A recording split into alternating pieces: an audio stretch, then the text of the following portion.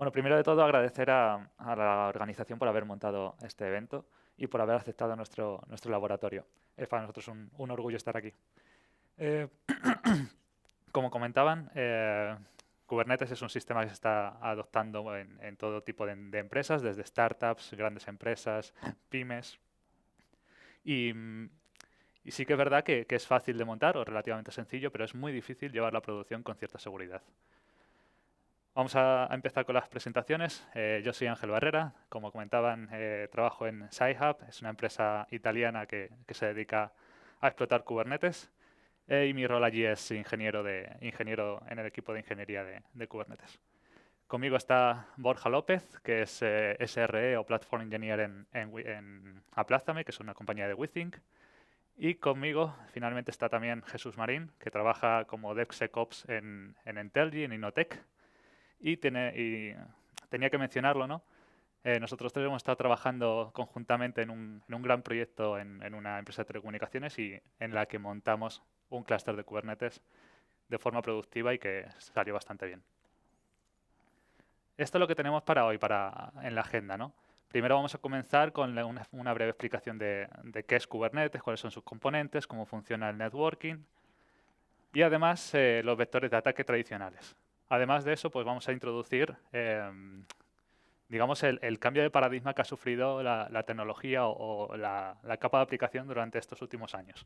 Y finalmente mis compañeros se encargarán de enseñaros unos ejemplos prácticos de cómo securizar, cómo montar, cómo desplegar aplicaciones de una forma segura y estable.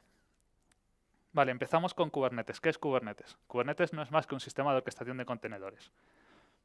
Puede ser sencillo, puede ser una explicación muy sencilla, pero es lo que es. Kubernetes se basa o está compuesto por dos partes principales. Una es el control plane y el otro es los workers o data plane. En el control plane lo que nos podemos encontrar es un API server con su base de datos, que en este caso es etcd, que es una base de datos clave-valor distribuida. Otro de los componentes del control plane es el scheduler. El scheduler es un componente que se encarga de asignar carga de trabajos a ciertos workers.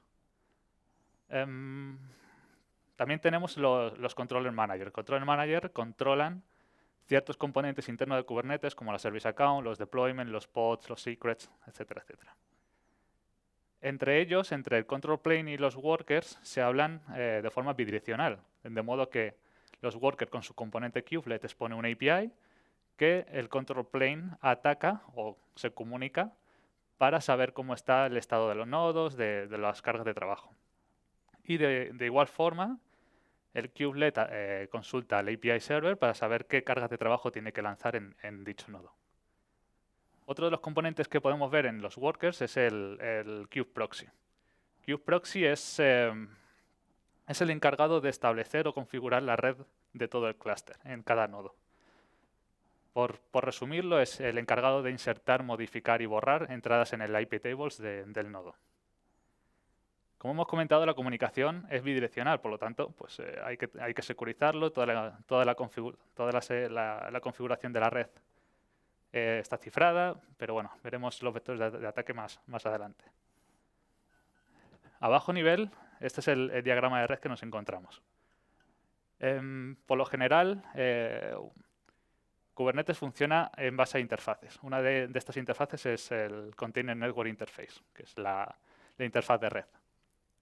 La interfaz de red de Kubernetes, una de sus implementaciones, lo que trata es de, digamos, crear interfaces de red virtuales para las cargas de trabajo, para los containers en este caso.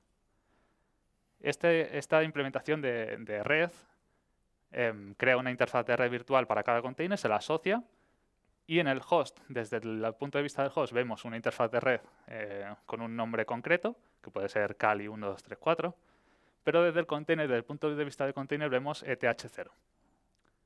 Esto es así para, digamos, tener un escenario bastante común y bastante estable para los desarrolladores.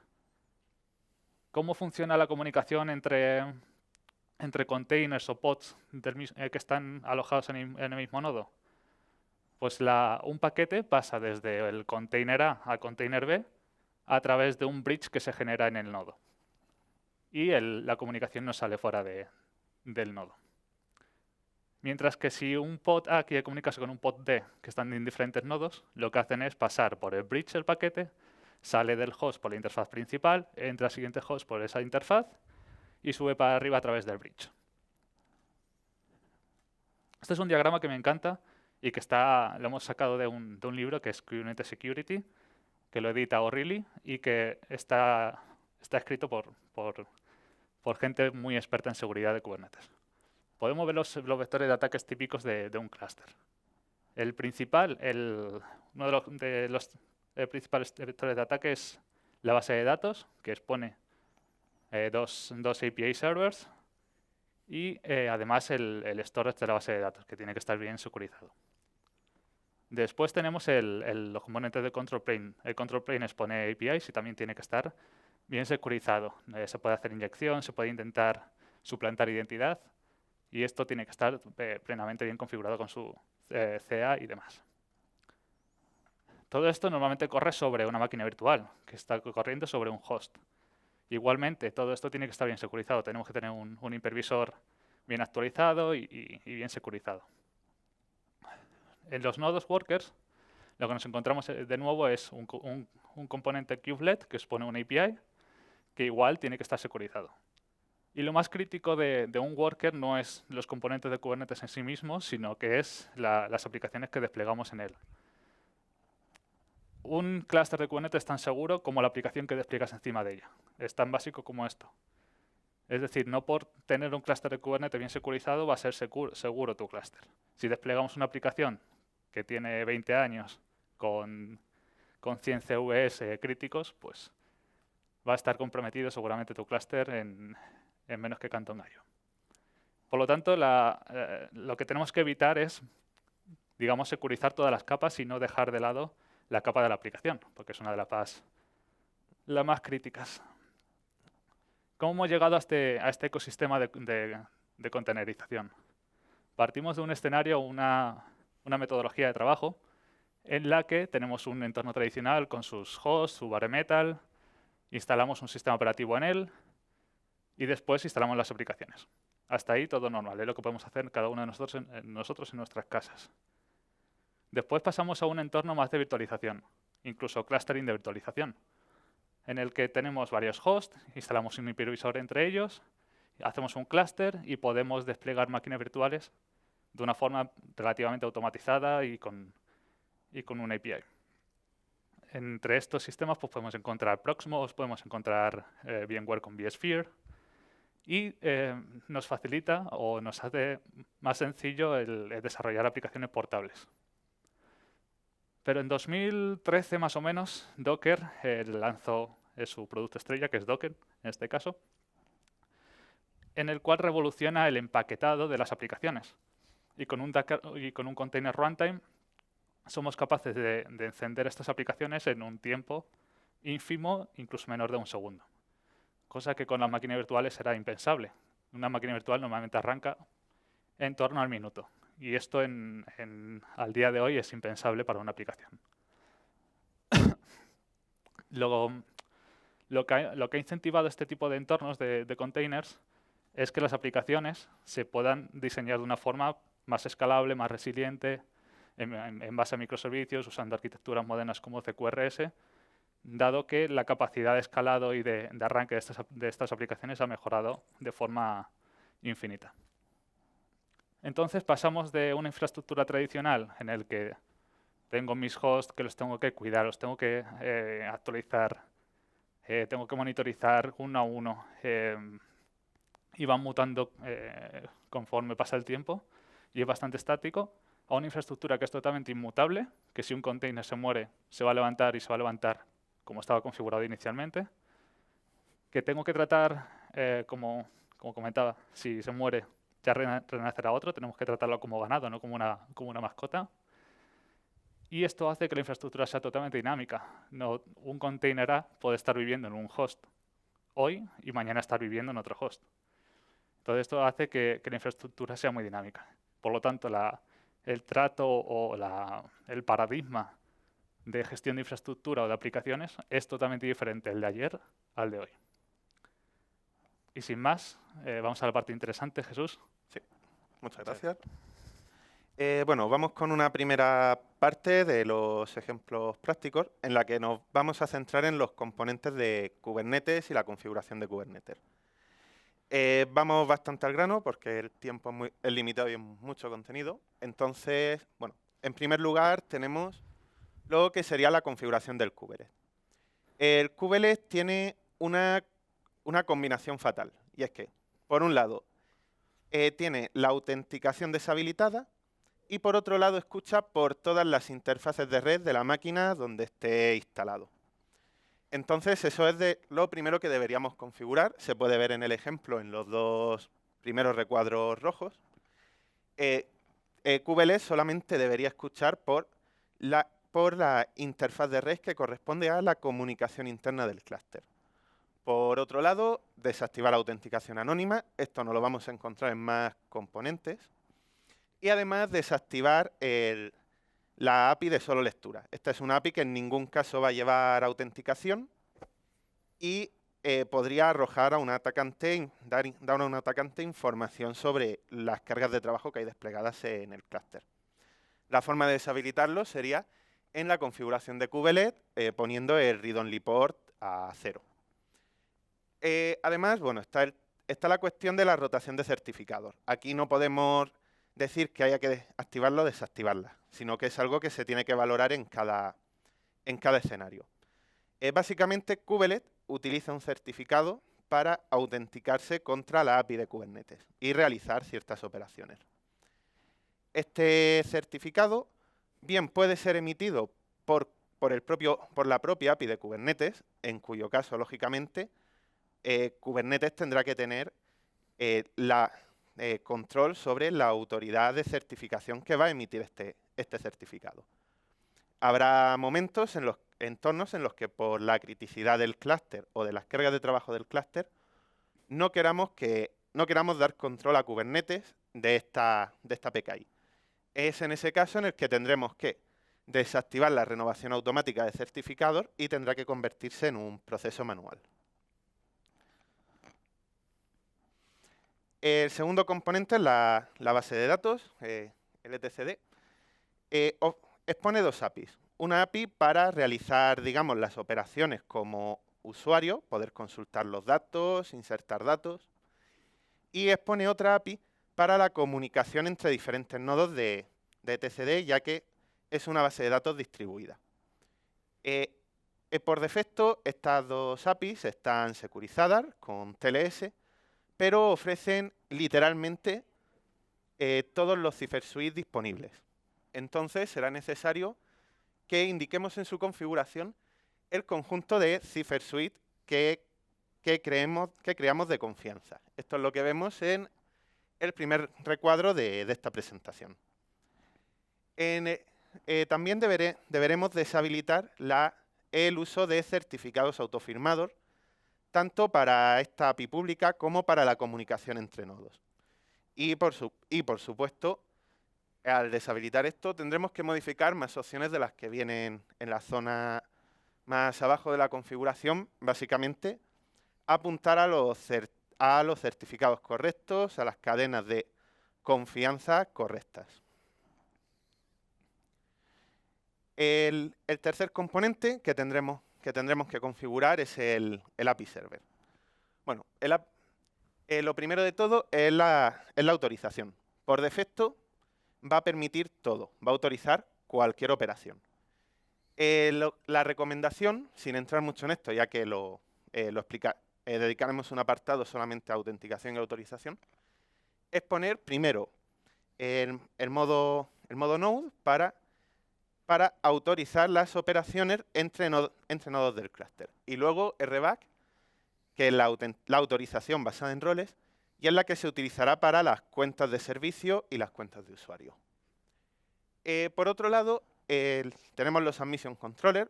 Un Admission Controller en Kubernetes es, digamos, una comprobación que se va a lanzar sobre aquellas cargas de trabajo que intentamos desplegar en el clúster.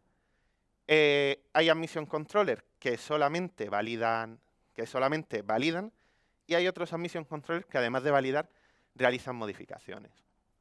Aparte de los Admission Controllers que tenemos por defecto, deberíamos habilitar lo siguiente. Node restriction para que un nodo solamente pueda realizar operaciones sobre aquellas cargas de trabajo que le pertenecen. El segundo sería security context deny. Esto es para que aquellos contenedores que quieran que soliciten ciertos permisos privilegiados que podrían suponer una escalada de privilegios, directamente se rechacen, no se puedan desplegar en el clúster. El tercero sería Pod Security Policy. Esto nos permitirá establecer políticas de seguridad sobre precisamente el security context de los contenedores y decir en qué casos sí que se puede desplegar un contenedor con ciertos privilegios. También deberíamos activar, por último, el Always Pull Images. Esto hace que Kubernetes, cuando necesita reiniciar un contenedor, nunca confiará en la caché local de contenedores y se irá directamente al origen, a descargar el contenedor del origen.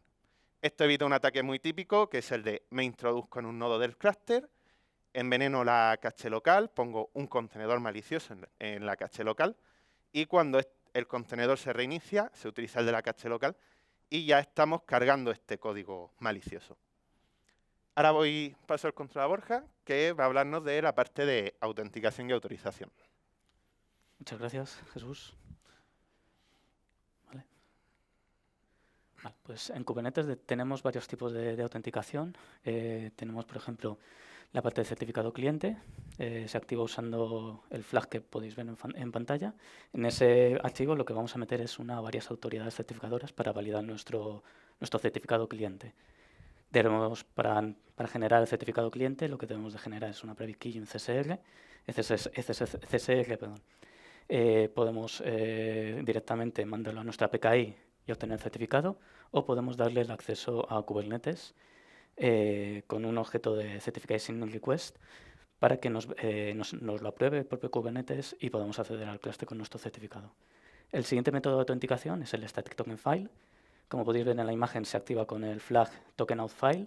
En ese archivo pues, es un formato de tipo CSV, donde vemos la parte, en ese CSV contiene la parte del token, el username, el user ID y los grupos a los que pertenece.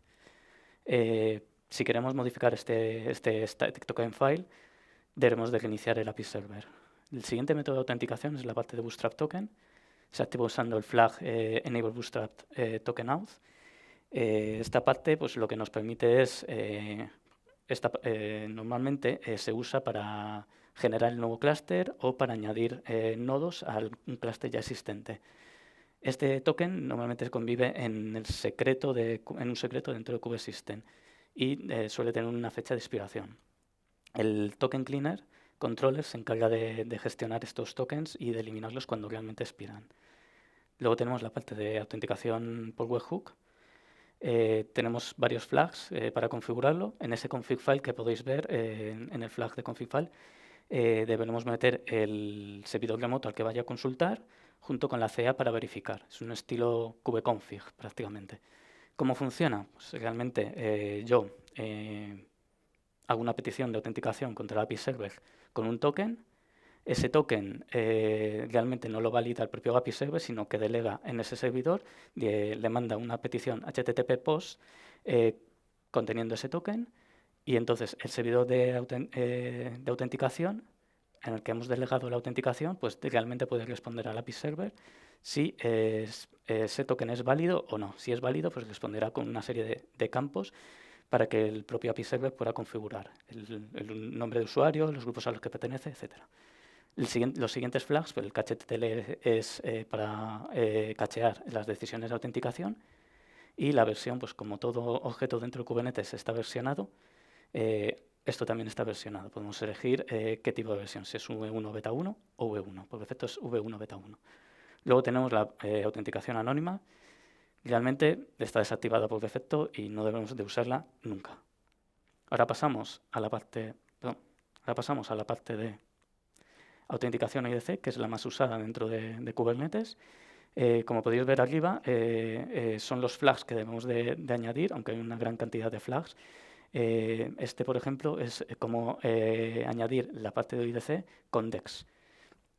¿Cómo funciona? Pues realmente nosotros iniciamos sesión contra nuestro Identity Provider. El Identity Provider nos proporciona una serie de tokens, el Refresh Token, el Access Token y el ID Token, y nosotros debemos de configurar nuestro kubeconfig con esos tokens que nos ha proporcionado nuestro Identity Provider. O, a su respecto, podemos usar el kubectl con el flag ---- token y el ID Token para autenticarnos contra el API Server. El API Server, por su lado, pues lo que hace es validar que el JWT sea válido, lo valida justo con la CA que hemos expuesto arriba en el flag de OIDC CA file. Realmente valida también si el JWT ha expirado o no y si el usuario está autorizado. En caso de que todos esos chequeos hayan ido perfectos, nos devuelve una petición para poder acceder al clúster. Hay varias herramientas de Identity Provider de estilo open source, como son DEX y Keycloak. Y tenemos la parte de kubelogin. Kubelogin es un plugin dentro de kubectl que nos permite gestionar todo el inicio de sesión de IDP y la gestión del token. O sea, por debajo, nosotros lo único que vemos es iniciar sesión dentro de nuestro Identity Provider y él por debajo ya autentica contra nuestro API Server. Y bueno, lo siguiente que vamos a ver es la parte de la Service Account. La Service Account, como su nombre indica, pues son cuentas de servicio. Normalmente se suelen usar solo para los procesos, no se debe usar para cuentas de usuario, bajo ningún concepto. Realmente esta Service Account, como vemos en las siguientes diapositivas, se le puede añadir una parte de autorización. Debemos de tener mucho cuidado qué rol le podemos asignar, o qué acciones le podemos asignar. Normalmente cuando generamos una Service Account se genera un token y ese token convive en un secreto dentro del namespace donde se encuentra esta Service Account. Por defecto, cuando levantamos un pod con una Service Account, el token lo monta automáticamente. Si realmente nosotros no queremos que ese pod para nada acceda a nada dentro de Kubernetes, dentro del clúster, tenemos una opción que nos permite evitar que Kubernetes nos monte ese token. Por defecto, el automount service account token a false no nos montará ese token. Por último, para revocar el secreto, porque haya sido expuesto, tenemos la parte de eliminar el secreto del token de esa service account y el token, el service account control se encarga de regenerarlo. Y ahora pasamos a la parte de autorización. Tenemos varios tipos de autorización. La parte de nodo, que es una autorización interna, es la autorización que realmente funciona con el kubelet contra el API Server. Luego tenemos la parte de ABAC, que está deprecada, que es un control de acceso basado en atributos. La parte de RBAC, que es la que nos centraremos más adelante, que es un control de acceso basado en roles. Y la parte de webhook, al fin y al cabo, es como en la parte de autenticación que hemos visto antes, se configura con un config file y estamos delegando la parte de autorización. Es decir, cada vez que yo hago una acción dentro del clúster, por ejemplo, getPod, el propio API Server envía un HTTPS post a ese servidor externo diciéndole, oye, este usuario está permitido realizar esta acción en este clúster y en este namespace a estos recursos, y el propio servidor de autorización puede indicar sí, puede indicar no. Si tenemos varios tipos de autorizadores, si en uno ha fallado, puede intentarlo en otro y a lo mejor ese otro puede darnos acceso al clúster, darnos autorización a realizar esa acción. Por defecto, pues podemos ponerle al primer autorizador que realmente deniegue cualquier otra petición a otros autorizadores. Y el último tipo de autorización pues es el Always Allow, que está por defecto dentro del clúster, y el Always Deny, pues el propio nombre indica, permite todo o deniega todo. Si nosotros queremos saber si, por ejemplo, queremos crear despliegues dentro del namespace de dev, podemos preguntarle directamente al API Server con el comando que podéis ver en pantalla, y el API Server te puede contestar si sí o si no. Bueno, ahora nos vamos a centrar dentro de la parte de autorización basada en roles. Por defecto, pues, en autorización basada en roles tenemos la parte de acciones, que son los que vienen a ser denominados verbos, y luego tenemos la parte de recursos, que son los pods, y la parte de no recursos, que al fin y al cabo son la parte de peticiones al API Server. Para ello, para toda la parte de autenticación, tenemos varios objetos. En primer lugar, pues el goal y el cluster goal.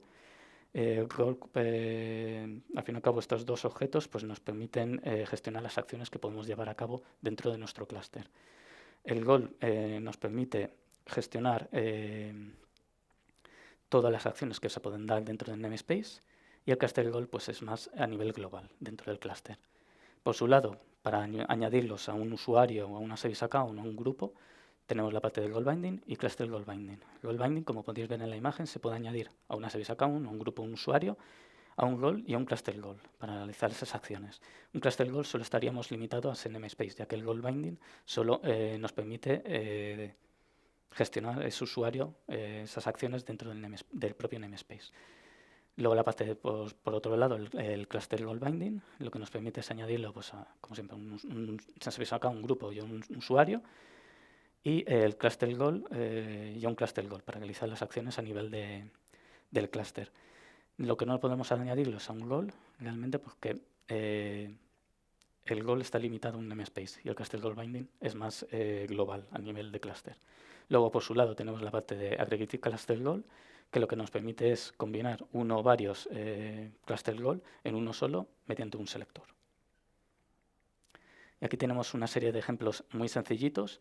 En el primer ejemplo, pues es un goal. Estamos creando un goal para que pueda realizar unas acciones de get, list y watch de todos los recursos pods, de todos los pods, dentro de ese mismo namespace. Luego tenemos el cluster goal. Aquí lo que estamos generando es un cluster goal que pueda realizar acciones de get, list, watch de todos los pods de todo el clúster. Por su defecto, en la parte del goal binding estamos dando permisos de cluster goal admin al usuario Bob dentro del namespace de default. Esto es lo que significa que el usuario Bob va a tener privilegios de admin dentro del namespace de default. Y por otra parte tenemos la parte de cluster goal binding, que estamos dando permisos al usuario root de cluster admin. O sea, tendría control total sobre el clúster. Y luego, por último y definitivo, dentro de la parte de autorización, pues hay unas herramientas que nos permiten gestionar este tipo de autorización de una forma más sencilla. Por ejemplo, el Java Manager es un operador que nos permite simplificar las tareas de autorización. En este caso, pues lo que tenemos en pantalla, el usuario joesampolarlo.com, lo que estamos diciendo es un estado deseado para que el propio usuario pueda acceder a esos dos namespaces con el cluster goal sencillo. Si no usásemos RBAC, lo que tendríamos que usar es generar dos goal binding para ese propio usuario. La parte de QIScan lo que nos gestiona es la parte de busca aquellos privilegios que puedan ser propios, que puedan servir para atacar nuestro clúster, es decir, que puedan ser comprometidos para atacar nuestro clúster. Y la parte de Permission Manager de CHAP nos permite gestionar de una forma muy sencilla, muy fácil, la parte de autorización de RBAC. Y ahora os dejo con Jesús, que os va a hablar de la parte de Kubernetes. Sí. Muchas gracias. Vale, ahora vamos a hablar de una segunda parte en la que nos vamos a centrar más en lo que sería la ejecución y el despliegue de las cargas de trabajo. Primero, sobre contenedores, debemos quedarnos con dos ideas principales. Root, ni dentro del contenedor ni fuera del contenedor, prohibido. ¿Qué ocurre si utilizamos root o otro usuario privilegiado dentro del contenedor? Los contenedores no son máquinas virtuales. El kernel y otros elementos están compartidos con el host. Podemos ponernos un caso extremo. Soy root dentro del contenedor, en ejecución, consigo colarme dentro de este contenedor y podría desinstalar un módulo del kernel o realizar alguna operación maliciosa sobre el kernel que está afectando a todo el nodo, está afectando a todo el host. ¿Qué ocurre si soy root fuera del contenedor? Si ese contenedor lo he lanzado con un usuario privilegiado. En el caso de que de alguna manera consiga escapar del aislamiento de este contenedor, consiga escapar del contenedor, directamente seré root en el nodo. No debe hacerse ninguna de estas dos cosas. De hecho, esto segundo, la obligación de tener que lanzar contenedores como root, es una de las malas prácticas de seguridad que más se le critica a Docker. Bueno, disponemos de alternativas, por ejemplo, Podman en este sentido es una aplicación equivalente a Docker que soluciona este problema. Builda o Cánico, que son aplicaciones que nos van a permitir construir contenedores sin necesidad de un demonio por debajo, con lo cual no necesitaremos ningún tipo de privilegios. Aquí en la presentación sí que aparece un Dockerfile, un fichero de construcción de un contenedor, en el que vemos que ahí sí que puede ser necesario utilizar un usuario privilegiado para ciertas operaciones, pero lo correcto es entrar en el usuario privilegiado, como se ve en el primer recuadro, hacer las acciones para las cuales lo necesito, como instalar paquetes, y luego, como se ve en el último recuadro, es cambiar a un usuario que no sea privilegiado y sea el que se utilice durante el resto del ciclo de vida de los contenedores generados a partir de esta imagen. Otra idea muy importante con la que quedarse: instalar solamente los paquetes necesarios en las imágenes. Por favor, ni SSH, ni herramientas de desarrollo, ni debuggers. Instalar solo los paquetes necesarios, además de hacer que la imagen sea más eficiente, va a reducir la superficie de exposición, con lo cual habrá menos probabilidad de que puedan atacar este contenedor.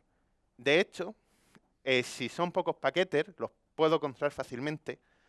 Yo podría integrar la generación de este Dockerfile en un flujo de integración continua, de forma que, por ejemplo, semanalmente se vuelva a reconstruir la imagen, de forma que los paquetes, al instalarse, se instala la última versión y se encuentran siempre actualizados. Algunas herramientas que nos pueden ayudar para esto, todas son de código abierto. Por ejemplo, Hadolint. Hadolint, dado un Dockerfile, buscará malas prácticas. Como se ve en la imagen, por ejemplo, pues detecta cosas como que se debería borrar la caché de apt-get después de instalar paquetes, ya que en el contenedor en ejecución nunca debemos instalar paquetes, o que debemos de utilizar un puerto válido, un número de puerto válido. También disponemos de Trivi. Esta es una herramienta muy interesante. Lo que hará será, en la imagen, una vez ya construida, detectará los paquetes instalados, detectará la versión de estos paquetes y buscará si hay vulnerabilidades conocidas. Buscará si hay CVEs para estos productos. Por ejemplo, aquí estamos viendo que en una imagen ha detectado que tenemos una versión de Bash de 2014, la cual está afectada por dos CVEs, uno de severidad crítica, otro de severidad alta, y además nos da información extra como en qué versión se corrige o una descripción de en qué consiste ese CVE. Un caso de uso, una cuestión muy típica en entornos corporativos, es la de solamente quiero permitir que se desplieguen solo aquellas imágenes que previamente han pasado un proceso de validación. Para esto podemos utilizar una aplicación como Notary. Notary es una aplicación en la que tenemos usuarios. Cada usuario tiene asociado una clave privada con la cual puede firmar imágenes de contenedores. Esto se guarda en una base de datos con el tag de la imagen, su checksum y la información de esta firma. Bien podría consultarse directamente Notary a mano para ver si una imagen está firmada, lo cual realmente no es muy práctico en un clúster de Kubernetes, o podríamos apoyarnos en OPA Notary Connector. OPA Notary Connector es un admission controller, como aquellos de los que hablábamos al principio, el cual, cuando ordenamos a Kubernetes desplegar un contenedor, verificará que este contenedor esté firmado en una instancia de Notary y permitirá o rechazará este despliegue en función de si encuentra o no información de la firma. Además, si encuentra información de la firma, modificará el despliegue para fijar precisamente la versión de la imagen a el checksum concreto y de esta manera, en caso de que el tag, al final las versiones de la imagen no dejan de ser tag, el tag lo reapuntemos a otra imagen, digamos, no puedan colar una imagen maliciosa de esa manera, al estar apuntando directamente a un checksum concreto de esta imagen. Pasamos a la parte más de despliegue. Aquí vienen algunos ejemplos. cosas que debemos hacer y cosas que no debemos hacer nunca. Por ejemplo, cosas que es aconsejable hacer. Si el contenedor, el servicio, la aplicación del contenedor que estamos desplegando no va a escribir ficheros en el file system, podemos poner este file system como read-only. De esta manera estamos reduciendo aún más, como siempre, la superficie de exposición. O, por ejemplo, nunca desplegar contenedores privilegiados sobre el host en el que están ejecutándose. Esto ya veíamos antes en la parte del API Server, que también podíamos poner una flag precisamente para prohibir el despliegue de contenedores privilegiados.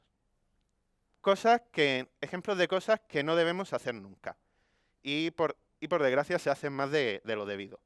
Por ejemplo, no dar a un contenedor acceso directamente a un directorio del host, ya que el contenedor podría modificar este directorio sin ningún tipo de control. O desactivar ciertas características del aislamiento de los contenedores. Por ejemplo, si hacemos, como se ve en la imagen que hay a la derecha, ponemos proc mount a un masker, esto desactiva el aislamiento a nivel de procesos, de forma que el contenedor va a tener acceso, va a poder ver y va a poder interactuar no solo con sus procesos, sino con todos los procesos que hay corriendo en ese nodo. Tampoco deberíamos hacer cosas como modificar parámetros del kernel en la ejecución de estos contenedores. Para validar todas estas buenas prácticas podemos apoyarnos en OPA Gatekeeper. OPA Gatekeeper es otro admission controller, el cual nos permite tener políticas en un lenguaje de validaciones muy sencillo para verificar lo que nosotros consideremos que son nuestras buenas prácticas a la hora del despliegue. Además tenemos Gatekeeper Policy Manager. Gatekeeper Policy Manager es una interfaz web que funciona sobre OPA Gatekeeper y nos va a permitir ver las políticas que tenemos desplegadas y aquellas cargas de trabajo, aquellos recursos que hemos intentado desplegar en el clúster e incumplen todas estas políticas. Otra herramienta que recomendamos es Kubescan. Bueno, Kubescan se instala dentro del clúster de Kubernetes con permisos para leer el resto de componentes y lo que hará será realizar un análisis de todos los componentes y ponerles una calificación de seguridad que podremos ver en su interfaz web. Le dará una puntuación de seguridad del 0 al 10 y además nos mostrará el detalle de todos los problemas de seguridad que pueda tener ese recurso y por los que se ha decidido esta puntuación, así como buenas prácticas para corregirlo. Vale, otro problema muy recurrente es la cuestión de los secretos. No deberíamos poner secretos tales como contraseñas, tokens, claves privadas en el código fuente de las aplicaciones. Y mucho menos debería ponerse estos secretos en los YAML de aquello que estamos desplegando en el clúster de Kubernetes. Se ha convertido en un problema muy común, hasta el punto de que han aparecido servicios como el que vemos en la presentación, SHH-Git, el cual se dedica a buscar secretos a tiempo real en repositorios públicos de GitHub. Si en cualquier momento entráis en la web, además veréis que está detectando secretos sin parar. Podemos utilizar herramientas como GitLeaks para prevenir esto. GitLeaks es una aplicación capaz de analizar un repositorio Git y detectar en este repositorio secretos. No solamente en el estado actual del repositorio, sino a lo largo de todo su histórico. Aquí, bueno, podemos ver que se ha analizado con GitLeaks un repositorio de prueba, el cual está lleno de secretos simulados y, bueno, pues detecta cosas como la línea, en qué commit, quién ha publicado ese secreto, con qué regla machea, etc. Claro, si decimos no se pueden publicar secretos, no se pueden poner secretos directamente en el código. Kubernetes nos tendrá que ofrecer alguna alternativa para esto. Para esto tenemos precisamente el recurso secret. El recurso secret admite una lista de tuplas, clave valor, donde irán todos los secretos, como por ejemplo el de la primera imagen de esta diapositiva que vemos. Bueno, tenemos username admin y password top secret. Luego este secreto se podrá montar dentro del contenedor, se podrá hacer accesible dentro del contenedor, bien en un fichero o bien en variables de entorno. La forma de hacerlo en un fichero, que lo tenemos en la imagen central, al final declaramos un volumen a partir del secreto en el segundo recuadro, y luego en el primer recuadro montamos este volumen en una ruta, de forma que ya vamos a tener ahí un fichero de texto plano que contiene estos valores. La otra manera, y que es la forma preferida porque es más portable, con las variables de entorno, simplemente decimos, quiero una variable de entorno que, por ejemplo, se llama secret password. Y el valor de esta variable de entorno se va a cargar de un secreto, y este secreto es la clave password del secreto mySecret. Vale, un problema que tiene esto es que los secretos se almacenan, como cualquier otro recurso, en etcd, en la base de datos del clúster. Entonces, se está almacenando en claro, es decir, si alguien consigue realizar consultas sobre esta base de datos, acceder a esta base de datos, va a poder obtener todos los secretos del clúster sin ningún problema. Para esto, el API Server nos permite configurar un cifrado transparente. Será el API Server quien se encargará de cifrar y descifrar lo que se almacena en la base de datos. Bueno, hay varios modos de cifrado disponibles. Identity es lo que está por defecto, que realmente es sin cifrar. Luego también pues tenemos ASBC o con Xsalsa, con AGCM. Bueno, al final cada modo de cifrado es más fuerte o es más rápido que otro. Siempre tenemos como esa dualidad. Podemos poner lo que sería un fallback de modos de cifrado. Es decir, puedo, por ejemplo, decir que primero pruebe con ASBC y luego que pruebe con AGCM. Primero intentará descifrar el secreto con uno. Si lo consigue, perfecto. Si no lo consigue, recurrirá al siguiente. Si ya agota todos y ninguno ha funcionado, es cuando fallará.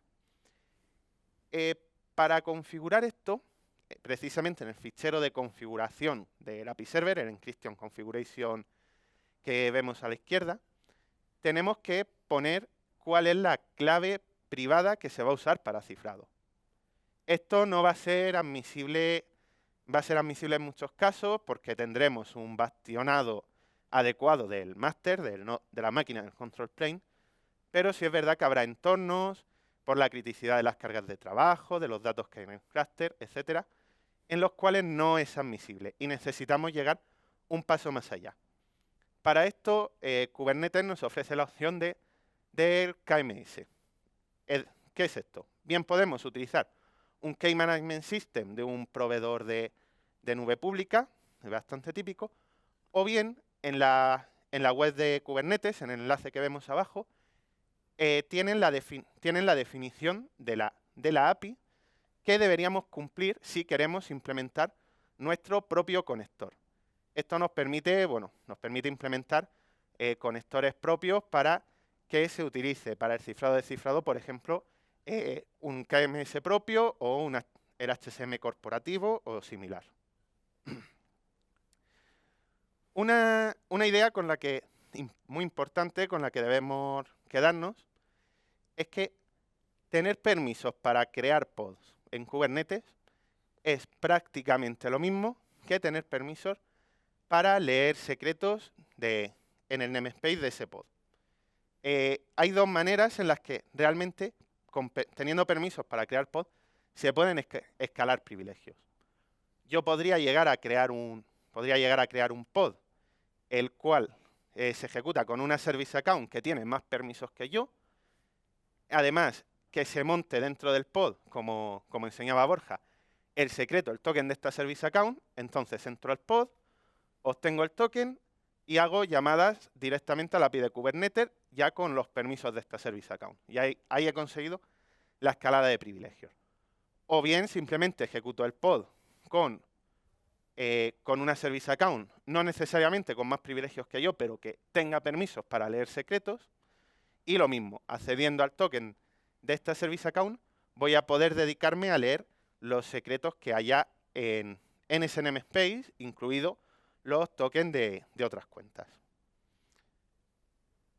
Vale, doy paso a Borja de nuevo, que nos va a explicar por último lo que sería el apartado de red. Muchas gracias, Jesús. Pues por última instancia pues voy a hablar un poco de la parte de Network Policies y en definitiva voy a hablar un poco, una breve introducción a lo que es Service Mesh. Pues como todos sabéis, la comunicación pod a pod, pod a servicio, está abierta. No podemos poner un IP tables o un firewall directamente dentro del pod. Para eso, Kubernetes, en nuestra propia CNI, el plugin de la CNI, han implementado la parte de Network Policies. Por ejemplo, Calico sí que nos permite filtrar por tráfico entrante y saliente. Y ahora me voy a centrar en los ejemplos que podéis ver en pantalla. El primer ejemplo, lo que estamos diciendo es que vamos a denegar todo el tráfico de todos los pods, tanto en tráfico saliente como en tráfico entrante. El siguiente ejemplo, que es un poco más amplio, estamos aislando los pods con una etiqueta de RollDB, tanto en tráfico entrante como saliente. Para tráfico entrante lo que estamos permitiendo es del puerto 6379 TCP, desde el rango de CIDR de red 172.17.0.16, excepto del rango de red 172.17.10.24.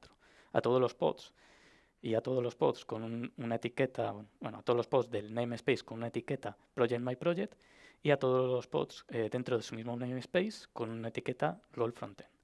Y para el tráfico saliente lo que estamos permitiendo es que desde este pod con la etiqueta RollDB pueda salir al puerto 5978 desde el rango de red 10.0.0.0/24. Y ahora por último y definitivo vamos a hablar de la parte de Service Mesh. Pues Service Mesh es una infraestructura, una capa de infraestructura diseñada para gestionar un alto volumen de tráfico entre procesos. Estos procesos son los microservicios como tal. El Service Mesh nos ofrece una gran variedad de funcionalidades, por ejemplo, la parte de observabilidad, la parte de trazabilidad, la parte de cifrado, la parte de autorización, autenticación, circuit breaker, rate limiting, etc. ¿De qué se compone el Service Mesh? Se compone un control plane y un data plane. El control plane, al fin y al cabo, es la parte de configuración del servidor y va a gestionar toda la parte de data plane. Data plane se compone más o menos de un sidecar proxy, que puede ser Envoy o cualquier otro proxy, que va a interceptar las comunicaciones al pod. Este sidecar proxy es lo que va a construir la parte de Mesh. Y hasta aquí hemos llegado.